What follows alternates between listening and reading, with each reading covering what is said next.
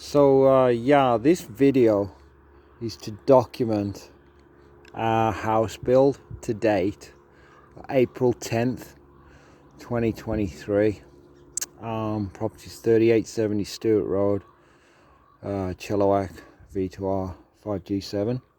The reason that I'm making this is because I want to show the scope of work to date on our project. I've just received a phone call today from our surveyor letting us know that that our property, when it was pegged for excavation, it was pegged 2 meters too far in this direction, which would be east.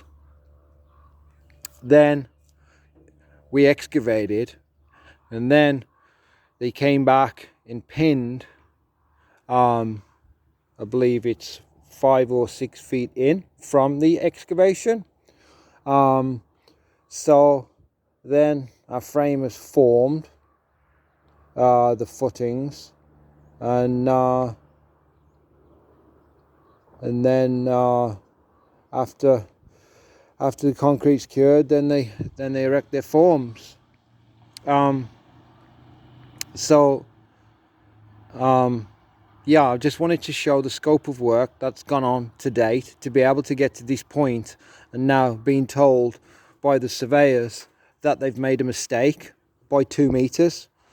2 meters, which would be that corner to that corner there of that patio, is past an invisible line here, which is called your home plate, which is where you're permitted to build a residential building. So we're currently 2 meters in the field or not in the home plate. So one of the solutions that Alan of Axis came up with was to take 2 meters, 2.2 meters off this area of the building. But that doesn't change the fact that the rest of the building is still not where it's supposed to be, right? It's not a good option for me because this is it's my covered barbecue area, and it's also a covered outside dining, and it's important to me. We've designed this building for 18 months, spent 25 grand on the design from what I remember. And it's not an option for me to remove that off there. It's an 8-guy crew to have done this in about a week. I think, probably about 7 days with the pouring of the footing and then building this. The materials is huge. Like the rebar and the lumber, just for bracing and stuff like that. There's 15. I think there's 15, and then there's various other deliveries. So I think we might be up to about $20,000 in lumber and rebar. The forms are $10,000 to rent. There was $9,000 of concrete in the footing. That's 30 meters in the footing alone. And in these walls, my framer calculated these walls to have 110 meters in them. Well, his labor to pour these walls is $25,000. And the bulk of the work to get it to the point of pouring is in this construction. It's not really in the pouring, because they'll pour it in a day, and it'll only take, probably half of that crew, because you'd have one guy pouring and you have the other 3 guys on trowels. That should cover this, I would think. But from rough calculations, with his labor to get it to this point, the point of pour rather, is approximately $65,000.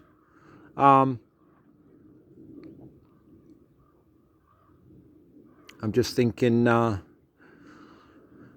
and that's like if we demo this to put this back, to put this in the location where it's supposed to be, and with me not having to sacrifice square footage off there, then there's demo fees. So, you know, it's the excavator driver that's probably going to have to get a hammer and tear up all of that, all of that concrete out of there, all of the bars that come out of the foundation.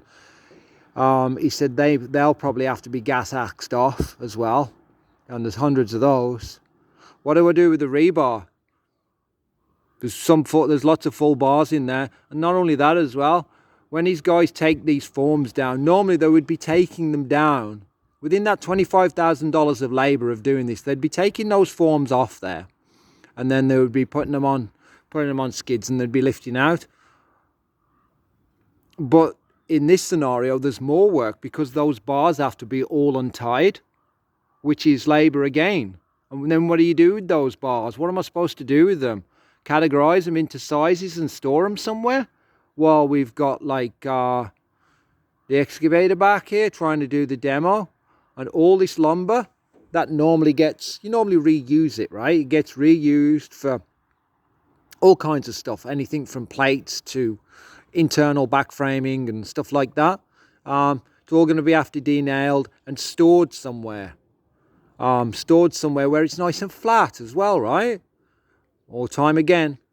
That would have had to have been done